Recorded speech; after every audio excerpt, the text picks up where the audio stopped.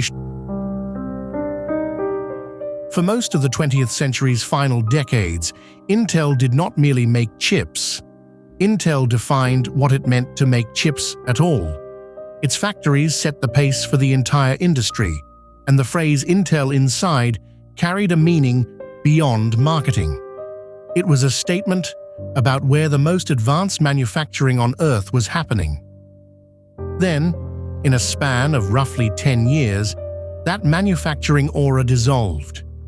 Rivals that Intel had once dismissed as followers overtook it at the leading edge of chip production. The question worth examining is not simply what went wrong. The deeper question is how a company so structurally dominant could lose the one capability that everything else depended on. Intel's story begins in 1968, founded by Gordon Moore and Robert Noyce, two scientists who left Fairchild Semiconductor to pursue a specific vision: that integrated circuits would keep getting denser, faster, and cheaper if manufacturing discipline kept pace with physics. Moore's observation, later codified as Moore's Law, was not a natural phenomenon. It was a manufacturing commitment. The company built its identity around the idea that aggressive investment in fabrication technology, pursued relentlessly and ahead of demand, would always produce a competitive advantage. That thesis worked for decades. The model that carried Intel from the 1970s through the 2000s was a deliberate alternation between two types of progress. Intel described it as Tick-tock. A tick year shrank the manufacturing process to fit more transistors into the same space. A tock year introduced a new microarchitecture, a new design running on the now mature, smaller process. The discipline of that rhythm made Intel's roadmap predictable and its products consistently ahead of schedule. Customers, including the entire PC industry and most enterprise server buyers, built their own plans around Intel's cadence. That dependency was not incidental, it was structural power. Intel's manufacturing network reflected the scale of that power. Its flagship fabs in Hillsboro, Oregon, anchored a global system that included facilities in Arizona, Ireland, and Israel. The company stated that approximately 75% of its semiconductor fabrication was performed in the United States. These were not commodity factories. Each represented billions of dollars in capital equipment, highly specialized chemistry, and process engineering expertise accumulated over years. The Oregon facility earned the Oregon Governor's Award for Toxics Use Reduction, a recognition that the site's process control was serious enough to draw positive regulatory attention. The fabs were, in every sense, the crown asset.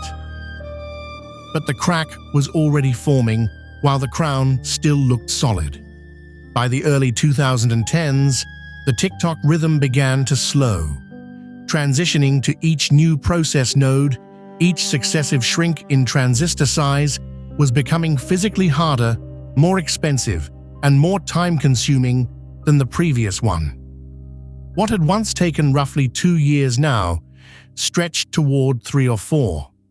Intel moved away from the strict tick-tock language and toward a new framework it called Process Architecture Optimization, which added a third phase to the cycle. That addition was an honest acknowledgement that the pace of physical progress was decelerating. What it also signaled, though less visibly at the time, was that the predictability guarantee Intel had always offered its customers was weakening. The competitive pressure arrived from two directions simultaneously.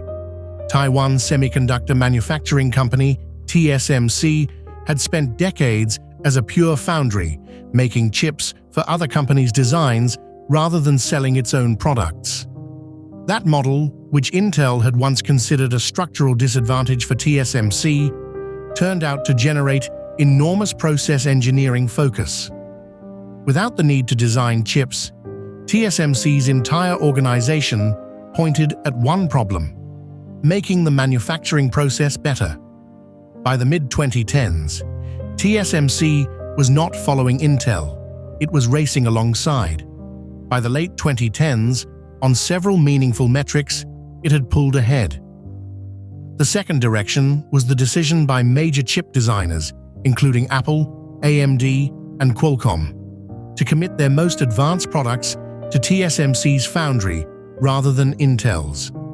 Apple's shift to designing its own silicon, manufactured by TSMC, was particularly consequential. Each major design win for TSMC and each corresponding loss for Intel's foundry ambitions added volume to TSMC's factories and scale to its process development budget. The gap, once small, began compounding. Intel's response was constrained by a structural reality that its rivals did not face in the same way. Because Intel both designed and manufactured its own chips, any delay in its manufacturing process directly delayed its product lineup. A pure foundry customer, like Apple, could switch foundries. Intel could not switch to TSMC without abandoning the integrated manufacturing model that defined its identity and, arguably, its pricing power.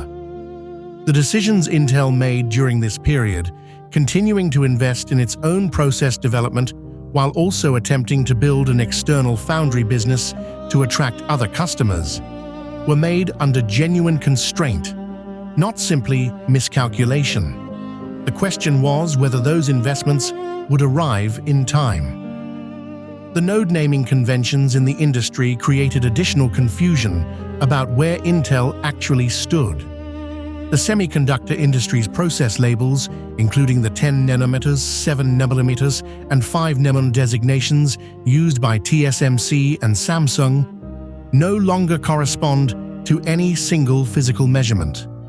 According to the International Roadmap for Devices and Systems, published by the IEE, node names such as 2 and MIM are used primarily as marketing terms to refer to a new generation of chips offering improved transistor density, increased speed, and reduced power consumption. This means comparing Intel's node labels to TSMC's node labels is not straightforward. Intel's 10 nanometers process, by transistor density, was roughly comparable to TSMC's 7 nanometer. The naming gap made Intel appear further behind in public perception than the underlying physics necessarily justified, but the perception still had consequences for customer confidence. The eventual response was the construction of a new strategic identity. Intel announced an ambitious plan to rebuild its manufacturing leadership under the banner of Intel Foundry Services, committing to serve external customers in the way TSMC had built its entire business. The company also restructured its process node naming system, partly to better communicate where its technology actually stood relative to competitors.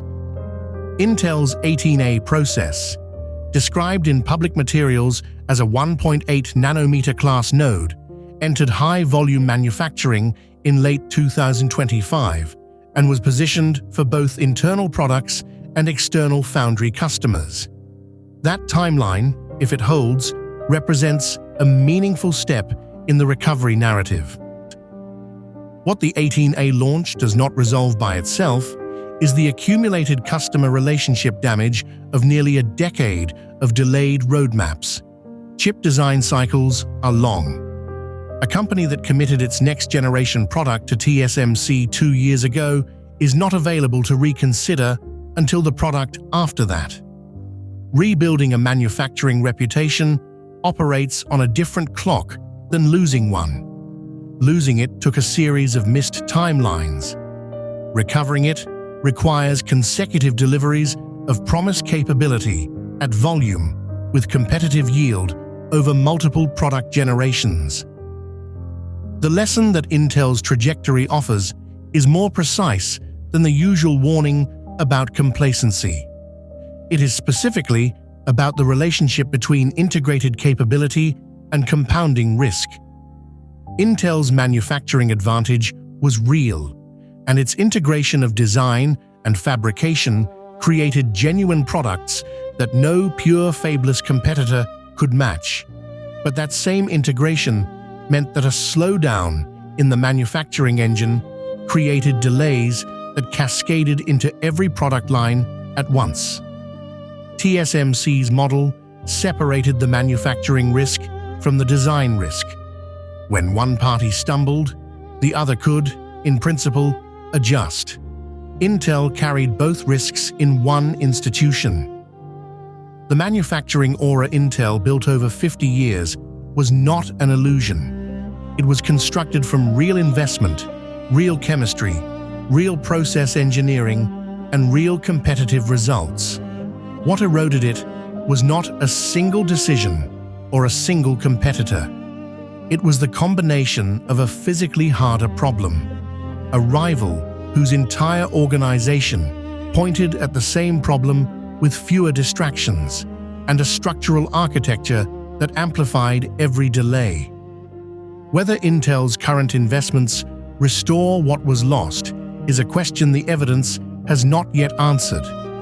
What the evidence does answer is how a company can lose its defining capability not through a sudden shock, but through the slow, compounding mathematics of falling slightly behind on something that never stops moving forward.